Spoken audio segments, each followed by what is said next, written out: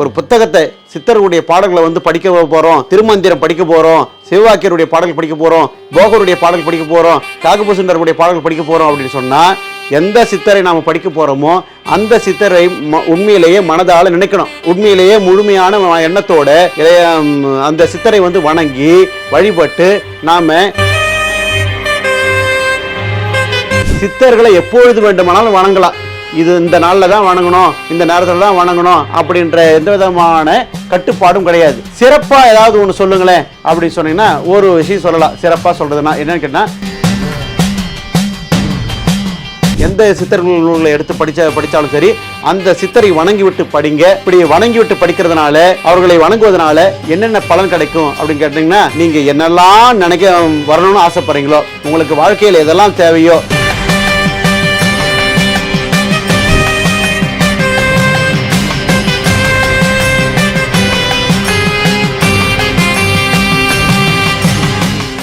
அருட்பெரும் ஜோதி அருட்பெரும் ஜோதி தனி பெருங்கருணை அருட்பெரும் ஜோதி நினைந்து நினைந்து உணர்ந்து உணர்ந்து நெகிழ்ந்து நெகிழ்ந்து அன்பே நிறைந்து நிறைந்து ஊற்றெழும் கண்ணீர் அதனால் உடம்பு நனைந்து நனைந்து நன்னிதியே ஞான நடத்தரசே என் உரிமை நாயகனே என்று வணைந்து வணைந்து ஏத்துதும் நாம் வம்மின் உலகிலீர் மரணமில்லா பெருவாழ்வில் வாழ்ந்திடலாம் கண்டீர் புனைந்துரையேன் பொய் புகழேன் சத்தியம் சொல்கின்றேன் பொற்சபையில் சிற்சபையில் புகுந்தருணும் இதுவே. ரியல் ஒன் ஆன்மீக நேயர்களுக்கு அன்பான வணக்கம். இன்று நாம் சித்தர்கள்லாம் யாரு, அவர்களை நாம் எப்படி வணங்கணும், ஏன் வணங்கணும், அவர்களை வணங்குறதுனால என்ன பயன் இருக்கிறது, இந்த விஷயங்களை எல்லாம் கொஞ்சம் தெரிஞ்சுக்கலாம்னு நினைக்கிறோம். இந்த சித்தர்கள் என்பவர்கள் யாருங்க? சித்தர்கள் என்று சொல்லக்கூடியவங்க 8 வகையான சித்திகளை கைவரப்பெற்றவர்கள் அப்படின்னு சொல்லக்கூடியதுதான் சித்தர்கள் என்கின்ற நிலையில பார்க்கின்றோம். சரி, இந்த 8 வகையான சித்திகள்லாம் என்ன அப்படின்னு பார்த்தீங்கன்னா, அனிமா, மகிமா, கரிமா, லகிமா, பிராரப்தி, பிரகாமியம், ஈசத்துவம், வசித்துவம் அப்படி சொல்லிட்டு 8 வகையான சித்திகள் இருக்குது. அட்டமா சித்திகள் அப்படி சொல்லக்கூடியது. சரி, என்னென்ன புரியாத மாதிரி சொல்லிட்டு வரீங்களே அப்படின்னா என்ன கேட்டிங்கன்னா, அனிமா அப்படின்னு சொல்லக்கூடியது ஒன்றும் இல்லை. இந்த உடம்பு இருக்குது பார்த்தீங்களா, இந்த உடம்பு வந்து 6 அடி உடம்பு. இந்த 6 அடி உடம்பை அப்படி அணுமாறி சின்னதாக மாற்றிக்கொள்வது. பெரிய யானை, எவ்வளோ பெரிய யானை, நம்ம விட 2 மடங்கு 4 மடங்கு அது பெருசாக இருக்குது இல்லையா, அந்த யானையை கூட நம்ம என்ன மாற்றிடலாம், அணுமாறி சின்னதாக மாற்றி விடுது. நீங்களா திரைப்படத்தில் பார்ப்பீங்க, சாமியை வந்து பார்த்தீங்கன்னா திடீர்னு தோணுவார், திடீர்னு மறைஞ்சிருவார். எப்படி அந்த அனிமா என்கின்ற கலையை பயன்படுத்த அணுமாறி உருவாயிட்டோம்னு சொன்னால் நம்மளால் கண்ணுக்கு பார்க்க முடியாது இல்லைங்களா. இந்த அனிமா என்கின்ற ஒரு சித்தி கலை அது. 2வது மகிமா அப்படி சொல்லக்கூடியது, தோற்றத்தில் மிக பெரிய அளவில் நம்ம வந்து உருவாக்குவது. இப்போ நம்ம 6 அடி இருக்கிறோன்னு சொன்னால் இந்த 6 அடி 60 அடியாக மாற்றுவது. இது எப்படி மாற்ற முடியும்? மாற்றினாங்களா? யாருன்னா மாற்றினாங்களே. ராமாயணத்தில் பார்த்தீங்கன்னா அனுமன் வந்து கடலை கடந்து போகிறான். எப்படி போனா? அது அவனுடைய உருவத்தோட போனா இல்லை, பெரிய உருவம் எடுத்துக்கிட்டு போகிறான். பெரிய உருவம் எடுத்துக்கிட்டு வானிலை பறந்து போகிறான். இங்கே அனுமன் வந்து பார்த்தீங்கன்னா 2 சித்தியை வந்து கையாளுறான். ஒன்று மகிமா என்று சொல்லக்கூடிய இந்த கலையை வந்து பயன்படுத்தி தன்னுடைய உருவத்தை வந்து பெருசாக்கிறான். இன்னொன்று இருக்குது, அது என்னன்னு கேட்டால் லகிமா அப்படின்னு சொல்லக்கூடிய ஒரு சித்தி. அது என்னன்னு கேட்டால், அது வந்து காற்றை விடவும் லேசாக மாற்றி விடுவது. தன்னுடைய உடம்பை காற்றை விட லேசாக மாற்றிவிடணும், காற்றுலேயே பறந்து போகலாம் இல்லையா. பெருசாக ஆயிட்டான் அனுமன், ஆனால் உடம்பு என்ன பண்ணிட்டான்னு கேட்டால் காற்றை விடவும் லேசாக மாற்றி விட்டான். அப்போ என்ன ஆகுது, காற்றிலே பறந்து போகக்கூடிய ஒரு தன்மை பார்க்கின்றோம். அப்போ மகிமா என்பது உருவத்தை வந்து பெரிதாக மாற்றிக்கொள்வது, லகிமா என்பது காற்றை விடவும் தன்னுடைய உடலை வந்து லேசாக மாற்றிக்கொள்வது அப்படின்னு பார்க்குறோம். சரி, கரிமான்னு ஒன்று இருக்குது. அது பார்த்தீங்கன்னா அது வந்து கனமாக இருப்பது அப்படி சொல்கிறோம். இதே அனுமன் வந்து என்ன பண்ணுறீங்கன்னு கேட்டிங்கன்னா, மகாபாரதத்தில் வர அனுமன், முதல்ல ராமாயணத்தில் வந்திருந்த அனுமன், அதுக்கடுத்து பிற்காலத்தில் மகாபாரதத்தில் வரான். மகாபாரதத்தில் என்ன ஆகுது, அங்கே அர்ஜுனன் வந்து தவம் செய்ய போயிருக்கிறனா ஒரு காட்டில். அர்ஜுனனுக்கு பல விதமான கலைகள் சொல்லிக் கொடுக்கணும். பீமனுக்கு வந்து பல விதமான கலைகளை சொல்லிக் கொடுக்கணும். அதனால் என்ன செய்கிறான், பீமன் தான் அவனுடைய தம்பி, வாயு புத்திரன். அனுமன் வந்து வாயு புத்திரன் இல்லையா, பீமனும் வாயுனுடைய அம்சமாக தோன்றியவன் அல்லவா, தன்னுடைய தம்பியாச்சே அப்படின்னு சொல்லிட்டு அந்த பீமனுக்கு பல விதமான கலைகளையும் சொல்லிக் கொடுக்கணும்னு அவன் ஆசைப்படுறான். அதனால பீமன் முன்னாடி போய் இருக்கிறான். ஆனால் வந்திருக்கிறவன் அனுமன் என்பது பீமனுக்கு தெரியாது. அதனால் என்ன பண்ணுறான், அவன் ஏதோ ஒரு குரங்கு இருக்குது அப்படின்னு சொல்லிட்டு அவன் நினைக்கிறான். அப்போ அனுமன் என்ன செய்யறாரு, வாழை நீளமாக வச்சுட்டு இருக்காரு. அப்போ இந்த வாழை எப்படா தாண்டி போகிறது அப்படின்னு சொல்லிட்டு பீமன் வந்து சொல்கிறான், குரங்கு வாழை மடக்கு அப்படி சொல்லி ரொம்ப ஆணவத்தோட அதிகாரத்தோடு சொல்கிறான். அப்போ அந்த பீமன் அனுமன் என்ன சொல்கிறாங்க, என்னப்பா என்னால் முடியலப்பா, வயசாகி போச்சு, இந்த வாழை நகர்த்து கூட என்னால் முடியல, நீ கொஞ்சம் நகர்த்தி வச்சுட்டு போயேன் அப்படி சொல்லி அவன் சொல்கிறான். உனக்கு நான் நகர்த்தி விடணுமா அப்படி சொல்லிட்டு அந்த வாழை சும்மா அப்படி தன்னுடைய கையால் அப்படி தூக்கி போடலான்னு முயற்சி பண்ணும்போது அப்படி தூக்கவே முடியல. அதுக்கப்புறம் நல்ல பலம் கொண்ட மட்டும் தூக்கி பார்க்குறான். இவர் செய் என்ன உன்னால் முடியலையா இன்னும் அப்படிலாம் இவர் எள்ளி நகையாடுகின்றார். அப்போ அந்த வாழை நல்லா கடினமாக தூக்க முயற்சி பண்ணாலும் அவனுக்கு தூக்கவே முடியல. அப்போ என்ன அங்கே அவர் அனுமன் பயன்படுத்துகிறான் என்று சொன்னால், கரிமா என்கின்ற ஒரு கலையை பயன்படுத்தி தான் அந்த வாழை வந்து கனமாக மாற்றுகின்றார். பீமனால் கூட தூக்க முடியாத அளவுக்கு அந்த வாழை வந்து பயன்படுத்தாருன்னு பார்க்குறோம். அதுக்கப்புறம் அடுத்து பார்த்தீங்கன்னா பிராரப்தி அப்படின்னு சொல்லிட்டு ஒரு விடயம் இருக்குது. இந்த கலை மட்டும் நமக்கு தெரிஞ்சிட்டா போதுங்க, நமக்கு வேறு எதுவுமே தேவையில்லை. ஏன் சார்னு கேட்டிங்கன்னா, நாம் என்ன நினைக்கிறோமோ அதெல்லாம் நமக்கு கிடைக்கும். நம்ம என்ன நினைக்கிறோமோ அதெல்லாம் நமக்கு கிடைக்கும், உடனடியாக கிடைச்சிரும். அதுதான் ஒரு விஷயம். நமக்கு ஏதாவது இப்போ நினைக்கிறது வந்து உடனடியாக கிடைக்குதான்னு கேட்டால் கிடைக்கல. உடனடியாக கிடைக்கிறதுலையும் ஆபத்து இருக்குது. ஒரு விஷயம் சொல்கிறேன், கதை சொல்கிற கேளுங்களேன். என்னென்னா, ஒருத்தன் வெயிலில் ரொம்ப நேரம் நடந்து வரான். 1.5 மணி நேரத்துக்கு மேலே நடந்து வரான். மணி 2 மணி ஆயிடுச்சு. நல்ல பசி.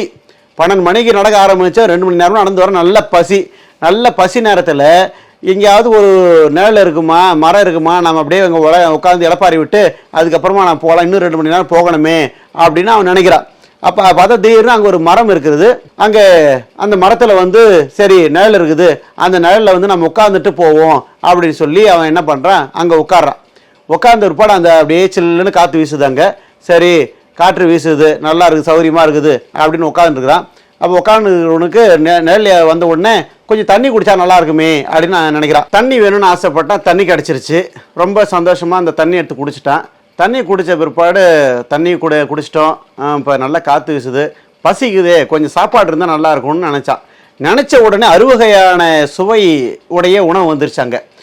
இதை பார்த்தவனுங்க ஆச்சரியம், என்னடா இது நினச்சதெல்லாம் நடக்குது அப்படின்னு சொல்லிட்டு அந்த அறுவகை சுவை உணவையும் சாப்பிட்டு முடிச்சுட்டு என்ன பண்ணால், கொஞ்ச நேரம் படுப்போம் அப்படின்னு சொல்லிட்டு அந்த மர நிழல்லையே அப்படியே படுத்த போது அந்த மண்ணெல்லாம் அவனை குத்துது, உடம்பெல்லாம். இது என்னடா இது மண்ணெல்லாம் உடம்புல குத்துதே, இங்கே ஒரு அழகான ஒரு கட்டில் இருந்தால் நல்லா இருக்குமே அப்படின்னு நினச்சான். உடனே இந்த அம்சதூலிகா கட்டில்னு சொல்லுவாங்க, அந்த அம்சதூலிகா மஞ்சள்னு சொல்லுவாங்க, அந்த மாதிரி ஒரு அழகான ஒரு கட்டில் வந்துருச்சு. அதை பார்த்தோன்னே ரொம்ப மகிழ்ச்சி அடைஞ்சிச்சு அவனுக்கு. அதில் ஏறி அழகாக படுத்த பிற்பாடு அதோடு அவனுடைய சிந்தனை என்னதான்னா இல்லை. அதுக்கப்புறம் அவன் யோசிக்கிறான், என்ன கட்டில் வந்துச்சு, நல்லா படுத்துட்டோம், நல்லா சௌரியமாக இருக்குது, இவ்வளோ நேரம் நம்ம நடந்து வந்தோம் இல்லையா, காலெலாம் வலிக்குது, இதை காலை பிடிச்சி வரத்துக்கு ஒரு பொண்ணு இருந்தால் நல்லா இருக்குமே அப்படின்னு சொல்லி அவன் ஆசைப்பட்டான். திடீர்னு ஒரு தேவதை மாதிரி ஒரு பொண்ணு வந்து காலை பிடிச்சி விடுது. இவனுக்கு இன்னும் மகிழ்ச்சி தாங்கலை. ஆஹா நம்ம நினச்சதெல்லாம் நடக்குது அப்படின்னு அந்த மகிழ்ச்சியினுடைய விளிம்பில் இருக்கும்போது டக்குன்னு அவனுக்கு ஒரு பயம் ஏற்படுது. அதோடு நின்றுனா கூட பரவாயில்லை, மறுபடியும் அவன் நினைக்க ஆரம்பிக்கிறான்.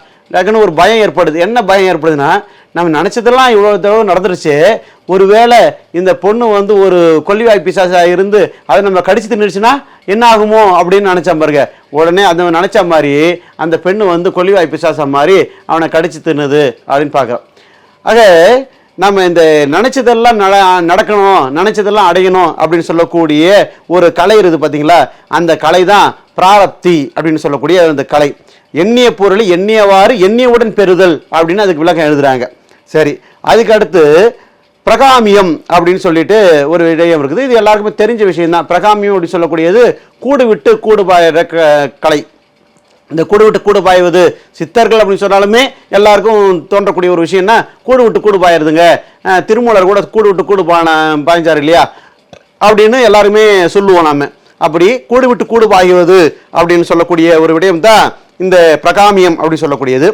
அதுக்கு அடுத்ததாக இருக்கக்கூடியது ஈசத்துவம். அது என்னதுங்க ஈசத்துவம் அப்படின்னு சொல்லி கேட்டிங்கன்னா, தேவர்கள் எல்லாமே நம்முடைய ஆளுகைக்கு உட்பட்டு அரசாட்சி பண்ணலாம். இப்போ நீங்கள் நிறைய கேள்விப்பட்டிருப்பீங்க. புராணங்களில் வந்து பார்த்தீங்கன்னா கந்த புராணத்தில் கூட எடுத்துக்கிட்டிங்கன்னா சூரபதுமன், சிங்கமுகாசூரன், தாரகாசூரன் சொல்லிட்டு நம்ம சொல்லுவோம் இல்லைங்களா. அந்த சூரபதுமன் தேவர்களை எல்லாம் வச்சு அரசாட்சி பண்ணான், தேவர்களை எல்லாம் தன்னுடைய ஆளுகைக்கு உட்படுத்தியிருந்தான் அப்படின்னு நான் பார்க்குறோம். எப்படி அந்த மாதிரியான நிலை வந்தது அப்படின்னு சொன்னால், ஈசத்துவம் என்று சொல்லக்கூடிய அந்த நிலைக்கு போயிட்டோம்னா, ஈசத்துவம் என்று சொல்லக்கூடிய அந்த கலையை நம்ம கற்றுக்கொண்டோம்னா தேவர்களை கூட நம்முடைய ஆளுகைக்கு உட்படுத்தி நம்ம ஆட்சி செய்ய முடியும் அப்படின்னு சொல்கிறது தான் அது. அதுக்கு அடுத்ததாக வசித்துவம். இந்த வசித்துவம் அப்படின்றது நீங்கள் நிறைய கேள்விப்பட்டிருப்பீங்க. வசியம் பண்ணுறது அப்படின்னு சொல்லிட்டு யாராக இருந்தாலும் அவர்களை வந்து தன் வயப்படுத்துவது. இதை தான் வந்து நோக்கு வர்மம் அப்படின்னு சொல்லிட்டு கூட நீங்கள் நிறைய திரைப்படங்கள்லாம் கூட பார்த்துருப்பீங்க. நோக்கு வர்மம், வசியம் அப்படின்னு சொல்லக்கூடிய விடயங்கள்லாம் இருக்குது. அதுதான் வசித்துவம் அப்படின்னு சொல்லக்கூடியது. ஆக சித்தர்கள் அப்படின்னு சொல்லக்கூடியவங்க இந்த 8 வகையான சித்திகளையும் கைவர பெற்றவர்களாக இருக்கிறாங்க அப்படின்னு பார்க்கிறோம்.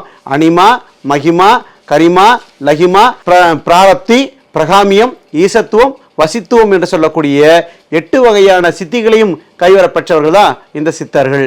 சரி, இன்னும் ஒரு விடயம் மட்டும் சொல்லி நான் இங்கே நிறைவு செஞ்சுக்கிறேன். இதில் என்னன்னு கேட்டிங்கன்னா, சித்தர் பாடல்களுக்கும் பக்தி பாடல்களுக்கும் என்ன வேறுபாடு அப்படின்னு நீங்கள் கேட்கலாம். எங்க இப்போ நாயன்மார்கள் பாடினாங்களே, நம்ம திருஞான சம்பந்தர், திருநாவுக்கரசர், சுந்தரமூர்த்தி சுவாமிகள், மாணிக்க வாசகர் பாடிய பாடல்கள்லாம் நாங்கள் நாள்தோறும் படிக்கிறோம், நாள்தோறும் பாடுறோம்.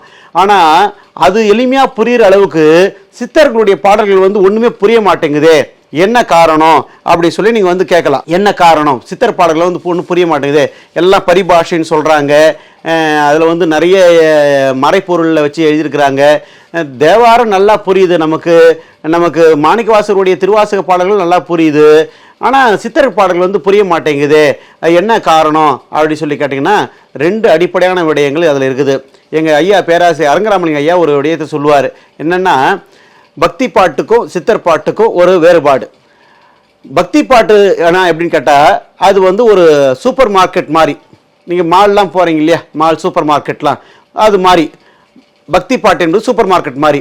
சித்தர் பாட்டு அப்படின்னு கேட்டால், இது வந்து வைத்தியர்களுடைய கடை அப்படின்னு நம்ம சொல்லுவோம் இல்லையா, அந்த மாதிரியான கடைகளில் அது வரக்கூடியது. என்னென்னா, அது இப்போ சூப்பர் மார்க்கெட்டுக்கு நம்ம போனோம்னா அங்கெல்லாம் பொருளில் அழகாக வரிசையாக வச்சுருப்பாங்க.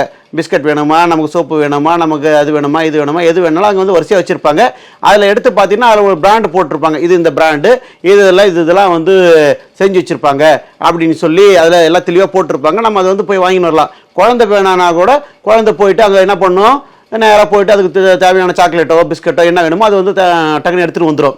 குழந்தைக்கு கூட புரிகிற மாதிரியான பாடல்கள் தான் நம்முடைய தேவார பாடல்கள். ஆனால் இது எப்படின்னு கேட்டிங்கன்னா, நம்முடைய சித்தர் பாடல்கள் இது வந்து நாட்டு கடை அப்படின்னு நம்ம சொல்லக்கூடிய இல்லையா, நாட்டு மூலிகை கடை நம்ம சொல்கிறோம் பார்த்தீங்களா, அந்த நாட்டு மூலிகை கடை மாதிரி தான் சித்தர் பாடல்கள். என்னன்னு கேட்டிங்கன்னா, நாட்டு மூலிகை கடைகள் நீங்கள் போனீங்கன்னு சொன்னால், மூலிகை கடைக்கு போகிறோம், நாட்டு வைத்திய கடைக்கு போகலாம் அப்படின்னு சொன்னால் அவங்க என்ன பண்ணுவாங்க, எல்லாத்தையுமே வந்து வெளிப்படையாக வச்சுருக்க மாட்டாங்க. சில பொருட்கள்லாம் இருக்கும், சில பொருட்கள் வந்து மறைமுகமாக வச்சுருப்பாங்க. யார் எதை வந்து கேட்குறாங்களோ அவங்களுக்கு என்ன மாதிரியான அவங்களுடைய தேவை இருக்குதோ அதுக்கேற்ற மாதிரி தான் கொடுப்பாங்க. இப்போ முதலாளி இருப்பார் இல்லையா, முதலாளிக்கு சில விஷயங்கள் தெரிஞ்சு வச்சுருப்பார், அது அங்கே கடையில் வேலை பாருன்னு கூட தெரியாது. உதாரணத்துக்கு இப்போ எங்கள் ஐயா சொல்கிறேன், பனை வெல்லம் இருக்குது, பனை வெல்லம் 100 ரூபாய்க்கும் கிடைக்குது, 200 ரூபாய்க்கும் கிடைக்குது, 400 ரூபாய்க்கு கூட கிடைக்குது பனை வெல்லம். அப்போ வரக்கூடிய ஒரு நபர் யார், அவருடைய சக்தி என்ன, அதுக்கேற்ற மாதிரி தான் கொடுப்பாங்க. இன்னும் சொல்ல போனால் குங்குமப்பூ மாதிரியான விடயங்களை வந்து என்ன பண்ணுவாங்க, மறைச்சி வச்சிருப்பாங்க, யாருக்கும் தெரியாது, அந்த முதலாளிக்கு மட்டும் தான் தெரியும், அது வந்து மறைச்சி வச்சிருப்பாங்க. வரக்கூடியவன் சக்தி, அந்த வாங்கக்கூடிய சக்தி திறன் பெற்றவனா அப்படின்னு பார்த்து தான் அதை வந்து எடுத்துட்டு வந்து கொடுப்பாரு. அப்படியே நாட்டு மூலிகை கடையில் எல்லா பொருட்களும் பொட்டலமாக போட்டு வச்சிருப்பாங்க. அதில் வந்து இதுதான் அப்படின்றதுக்கான பேர் எதுவுமே இருக்காது. அதில் இந்த பேரு, இந்த பொருள் அப்படின்ற விஷயங்கள் இருக்காது. நாம இது வேணுங்க அப்படி சொல்லும் போது அவர் அதுல இருந்து ஒன்று எடுத்து இதை கலந்து அதை கலந்து அது போட்டு கொடுப்பாரு. ஆனா சூப்பர் மார்க்கெட்ல போனீங்கன்னா எல்லாம் வரிசையா கரெக்டா பர்ஃபெக்டா அடுக்கி வச்சிருப்பாங்க. இது வந்து அப்படி இருக்காது. அப்போ சூப்பர் மார்க்கெட்ல இருக்கக்கூடிய மாதிரியான பாடல்கள் தான் பக்தி பாடல்கள். நாட்டு மருந்து கடையில் இருக்கக்கூடிய பொருள் போல தான் நம்முடைய சித்தர் பாடல்கள். அப்போ சித்தர் பாடல்கள் நாம் புரிஞ்சுக்கணுமே, அப்போ என்னதான் செய்யறது அதுக்கு அப்படின்னு சொல்லி நீங்கள் கேட்டிங்கன்னா, அதுக்கு ஒரு விடயத்தை சொல்கிறார் காரை சித்தர் அப்படின்ற ஒரு விஷயம் சொல்கிறார் அழகா. அவர் என்ன சொல்கிறாருன்னா, எல்லாமே பரிபாஷையில் இருக்குதே நீங்கள் வந்து வருத்தப்படுறீங்களே, அந்த மாதிரி ஒன்று வருத்தப்படாதீங்க. சித்தர் எல்லாம் உண்மை தன்னை மறைத்தார் என்றே செப்பி மனப்பால் குடிக்க வேண்டாம் சொன்னேன். சித்தர் எல்லாம் உண்மைதனை மறைத்தார் என்றே செப்பி மணப்பால் குடிக்க வேண்டாம் சொன்னேன். சித்தர் மொழி நூல் அதனை தொட்ட போதே சித்தர் எல்லாம் ஒட்டர் என சேர்ந்து நிற்பார். நீங்கள் உண்மையெல்லாம் மறைச்சிட்டாங்க, ஒன்றுமே தெரியலைங்க. இன்றைக்கி பார்த்தீங்கன்னா நமக்கு பெரிய குறையாக சொல்லுவோம். நம்ம அதை மூலிகைகள்லாம் வந்து என்னென்ன சொல்லாது போயிட்டாங்க, எல்லா விஷயத்தையும் வந்து மறைப்பொருளாக வச்சுட்டாங்க, மெய்ப்பொருளை வந்து மறைப்பொருளாக வச்சுருக்கிறாங்க, மூலிகைகளை வந்து சொல்லவே இல்லை அப்படிலாம் நம்ம எல்லாம் சொல்கிறீங்களே. நீங்கள் ஒன்றும் இல்லை, சித்தர்கள் எல்லாம் உண்மை இதனை மறைத்தார் என்று நீங்கள் எல்லாரும் வருத்தப்படுறீங்களே, அது மாதிரி வருத்தப்படாதீங்க. அந்த நூலை நீங்கள் தொட்ட உடனே அவங்கெல்லாம் ஒற்றர்கள் போல உங்களை வந்து சூழ்ந்து நிற்பாங்களாம். பார்த்துக்கிட்டு இவன் நம்ம நூலை தொட்டிருக்கிறான். காகபூசண்டர் வந்து நிற்பார். காகபூசண்டருடைய நூலை தொட்ட உடனே அவர் வந்து நிற்பார். போகர் வந்து நிற்பார், அவருடைய நூலை தொட்ட உடனே. அகத்தியர் வந்து நிற்பார், திருமூலர் வந்து நிற்பார், சிவவாக்கியர் வந்து நிற்பார். வந்து நிற்பாங்க. அவங்க என்ன, நமக்கு கண்ணுக்கு தெரியாது, நம்முடைய புறக்கண்களுக்கு எதுவுமே தெரியாது. நமக்கு பார்த்துன்னே இருக்கிறோம், அப்போ பார்க்காத மாதிரி நிறைய நடக்குது. புறக்கண்களுக்கு எதுவுமே தெரியாது. அவங்கெல்லாம் வந்து நிற்பாங்க, அப்படியே சூழ்ந்து நிற்பாங்களாம். அப்படி சித்தர் எல்லாம் ஒற்றரென சேர்ந்து நிற்பார். சித்தமுறும் குண நிறைவில் நாட்டம் கொள்வார். நம்முடைய குணத்தினுடைய நிறைவில் அவங்க பார்ப்பாங்க, இவன் என்ன உண்மையிலேயே நல்லதுக்காக இதை பயன்படுத்துகிறானா, அல்லதுக்காக பயன்படுத்துகிறானா, சுயநலத்துக்காக பயன்படுத்துகிறானா, பொது நலத்துக்காக பயன்படுத்துகிறானா அப்படின்ற விஷயத்தை வந்து பார்ப்பாங்க. பார்த்துட்டு சிறிது அழுக்கை கண்டாலும் விலகி போவார். அவங்க ஏதாவது கொஞ்சம் அதில் வந்து அழுக்கு தெரியப்படுது அப்படின்னு சொன்னாலுமே இவனுடைய எண்ணத்தில், இவனுடைய சிந்தனையில், இவனுடைய பண்புல அழுக்கா இருக்குது, இவன் நல்லதாக நினைக்கல, இவன் நல்லதாக சிந்திக்கல, இவன் வந்து உண்மையிலேயே பொது நலனுக்காக பயன்படுத்தலை, இவன் வந்து புகழுக்காக, இவன் வந்து பொருளுக்காக, இவன் வந்து வெற்று ஜம்பத்துக்காக இப்படியெல்லாம் அதில் ஈடுபடுறான் அப்படின்னு சொன்னால் உடனே என்ன பண்ணுவாங்க, அவர்களை விட்டு விலகி விடுவார்கள். யார் ஒருத்தர் உண்மையிலேயே நல்ல எண்ணத்தோடு இந்த விடயம் 4 பேருக்கு தெரிஞ்சுக்கணும், இதை வந்து நம்ம 4 பேருக்கு சொல்லலாம், இது 4 பேருக்கு பயன்படட்டும், இது நம்ம வந்து எல்லாருக்கும் தெரியட்டும் அப்படின்னு சொல்லி யார் உண்மையிலே வந்து அதை ஆசைப்படுறாங்களோ அவங்களுக்கு வந்து என்ன செய்வாங்களாம் கேட்டிங்கன்னா, சித்த நிறை உள்ளவர்க்கே சித்தி தோன்றும், சித்தமிழா வித்தையெல்லாம் சிரிப்பே கண்டீர்ன்றாங்க. அவங்களுக்கெல்லாம் பாடலுடைய பொருள் அழகாக விளங்கும். பாடலுடைய பொருள் அழகாக விளங்கும். மற்றவங்களாம் எப்படி சார் கேட்டிங்கன்னா, நாய் பெற்ற தங்கம்பழம்னு ஒரு பழமொழி சொல்லுவாங்க, அந்த மாதிரி தான் இருக்கும்.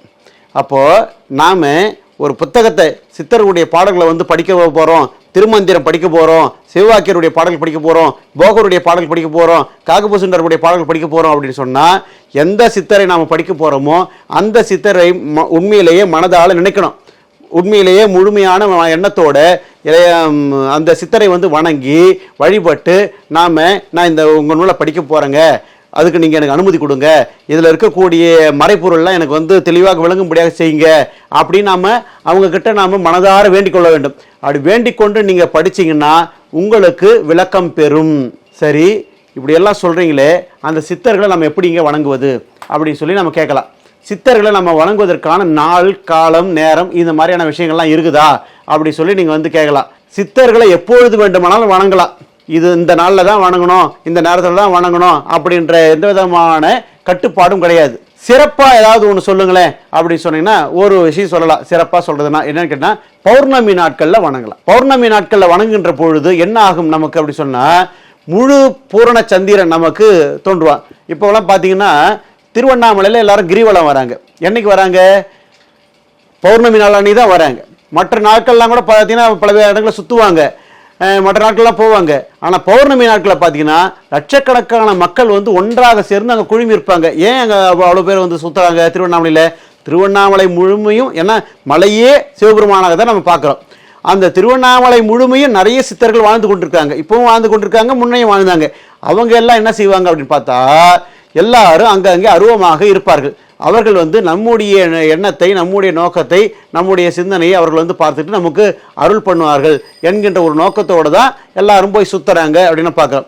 அங்கே போயிட்டு ஊர்வம்பு பேசிக்கிட்டு எங்கெங்கேயோ கவனத்தை வச்சுக்கிட்டு போகிற வரவங்களை பார்த்துக்கின்னு அவங்கள திட்டிக்கிட்டு அவங்கள கிண்டல் அடிச்சுட்டு நீங்கள் போனீங்கன்னா போகிறதுனுடைய பலன் சுழியம். அதனால் ஒரு பலனும் கிடைக்காது. உண்மையிலேயே நீங்கள் திருவண்ணாமலைக்கு போகிறீங்களா, போங்க. திருவண்ணாமலைக்கு போயிட்டு என்ன பண்ணணும்? மனதெல்லாம் 5 எழுத்து மந்திரத்தை சொல்லிக்கொண்டே இருக்க வேண்டும். அப்படி 5 எழுத்து மந்திரத்தை சொல்லிக்கொண்டே இருந்து இறைவனை வந்து முழுமையாக மனதிலே தியானித்து அதன் பிறகுதான் நீங்கள் வந்து அந்த கிரிவலத்தை நீங்கள் செய்ய வேணும். அப்படி கிரிவலம் செய்கின்ற முழுமையான நேரம் எப்படி இருக்குன்னு கேட்டிங்கன்னா, ரொம்ப அழகாக அந்த சைவ எல்லப்பனாளர் வந்து அருணாச்சல புராணத்தை சொல்லுவார். கிரிவலம் வர்றதுன்னு இருக்குது இல்லைங்களா, அது எப்படி வளம் வர்றது அப்படி கேட்டிங்கன்னா, இன்றைக்கெல்லாம் பார்த்தீங்கன்னா ஏதோ ரன்னிங் ரேஸில் ஓடுற மாதிரி ஓடுறான். அவன் முன்னாடி இருக்கிறவங்களாம் அடிச்சு தள்ளிட்டுலாம் ஓடுறாங்க. அப்படிலாம் ஓடக்கூடாது. கர்ப்பிணி பெண், கருவுற்ற பெண் எப்படி அடிமேல் அடியெடுத்து வைத்து அந்த நடந்து செல்வாளோ அதை போல அந்த கிரிவலத்தை நாம் செய்ய வேண்டும்.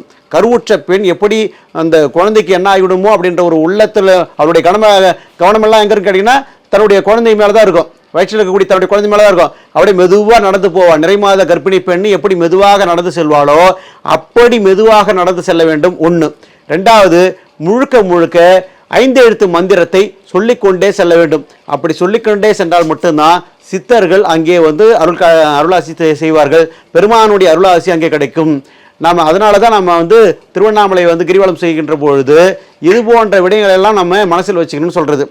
அப்போது சித்தர்கள் நமக்கு வந்து அருள் பண்ணுறதுக்கு நாம் அவர்களை வணங்க வேண்டும். அவர்களை வணங்குவதற்கு பௌர்ணமி நாள் என்பது மிக மிக மிக மிக விசேடமான ஒரு தன்மைன்னு பார்க்குறோம். அதனால் பௌர்ணமி நாளில் இறைவனை அந்த சித்தர்களை வணங்குங்க. அதே மாதிரி நீங்கள் எந்த நூல் எடுத்தாலும், எந்த சித்தர்கள் நூலை எடுத்து படித்தாலும் சரி, அந்த சித்தரை வணங்கிவிட்டு படிங்க. இப்படி வணங்கிவிட்டு படிக்கிறதுனால, அவர்களை வணங்குவதனால என்னென்ன பலன் கிடைக்கும் அப்படின்னு கேட்டிங்கன்னா, நீங்கள் என்னெல்லாம் வரணும்னு ஆசைப்படுறீங்களோ, உங்களுக்கு வாழ்க்கையில் எதெல்லாம் தேவையோ, அதாவது பொருளில்லார்க்கு இவ்வுலகம் இல்லை, அருளில்லார்க்கு அவ்வுலகம் இல்லை என்று சொன்னால் வள்ளுவ பெருந்தகை. அப்படி இந்த உலகத்தில் வாழ்வதற்கு பொருள் தேவை, அந்த பொருளையும் கொடுப்பார். அவ்வுலகத்தில் வாழ்வதற்கு அருள் தேவை, அருளையும் கொடுப்பார்கள். அதனால் நம்ம உண்மையான மனதோட, முதல்ல நான் ஒரு விஷயம் சொன்னேன், பொய் சொல்லக்கூடாது அப்படின்னு ஒரு விடயம் சொன்னேன். பொய் சொல்லாமல், மற்றவர்களுக்கு தீங்கு நினைக்காம, இந்த மனம், வாக்கு, காயம் என்று சொல்வார்கள், இந்த 3 தன்மைகளையும் நம்ம உண்மையாக இருந்து கொண்டு, நம்ம சிறப்பாக உண்மையாக இருந்து கொண்டு சித்தர்களை வழிபாடு செய்தோம் என்று சொன்னால் நமக்கு ஒவ்வொரு நாளும் நாம் வேண்டியதெல்லாம் கிடைக்கும். வேண்டத்தக்கது அறிவோய் நீ என்று சொன்னார் மாணிக்கவாசக பெருமான். அப்படி வேண்ட முழுதும் தருவோய் நீ என்றும் சொன்னார். நம்ம என்னெல்லாம் வேண்டுமோ அது கிடைக்கும். நமக்கு வேண்டலைன்னா கூட நமக்கு என்ன தேவையோ அது அவர்கள் நமக்கு கொடுப்பார்கள். எனவே சித்தர்களை இவ்வளோ நேரம் சிந்தித்ததற்கு என்னோடு சேர்ந்து நீங்களும் பயணப்பட்டீர்கள். அதற்காக நன்றி கூறி விடைபெறுகிறேன். நன்றி, வணக்கம். இந்த நிகழ்ச்சியை மிக அற்புதமாக ஒருங்கிணைத்து செய்து கொண்டிருக்கக்கூடிய ரியல் ஒன் ஆன்மீகத்தாருக்கும் நன்றி சொல்லி விடைபெறுகிறேன். நன்றி, வணக்கம்.